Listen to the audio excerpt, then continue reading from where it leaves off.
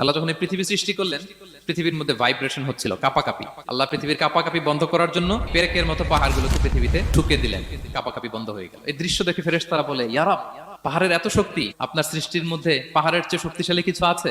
আল্লাহ বললেন আছে। সেটা কি? আল্লাহ বললেন সেটা লোহা, কারণ লোহা দিয়ে পাহাড় কাটা যায়, ঠিক কিনা? লোহার কথা শুনে ফেরেশতারা অবাক। ফেরেশতারা প্রশ্ন, তাহলে আপনার সৃষ্টির মধ্যে লোহার চেয়ে শক্তিশালী কিছু আছে? আল্লাহ বললেন আছে। কি সেটা? আন্নার, আগুন। কারণ আগুন লোহাকে কি করে? গলিয়ে ফেলে। ফেরেশতারা শুধু অবাকই হচ্ছে। ফেরেশতারা বলে, আগুনের চেয়ে শক্তিশালী কিছু আছে? আল্লাহ বলে আছে, আলমা, পানি। কারণ আগুনে দাউ দাউ করে জ্বলে ওঠা আগুনের মধ্যে পানি দিলে আগুন অস্তিত্ব হারায়। ফেরেশতারা শুধু অবাকই হচ্ছে। তারা বলে, তাহলে পানির চেয়ে শক্তিশালী কিছু আছে? আল্লাহ বলেন আছে, রিহ, বাতাস। কারণ বাতাস পানিকে একদিক থেকে আরেক দিকে নিয়ে যায়। জলের মধ্যে বায়ুর উচ্ছ্বাস লাগলে জলোচ্ছ্বাস তৈরি হয়, ঠিক কিনা? ফেরেশতারা আবার অবাক হয়ে বলে, তাইলে বাতাসের চেয়ে শক্তিশালী কিছু আছে? আল্লাহ বললেন আছে। সেটা কি? বলতেছে বনি আদম।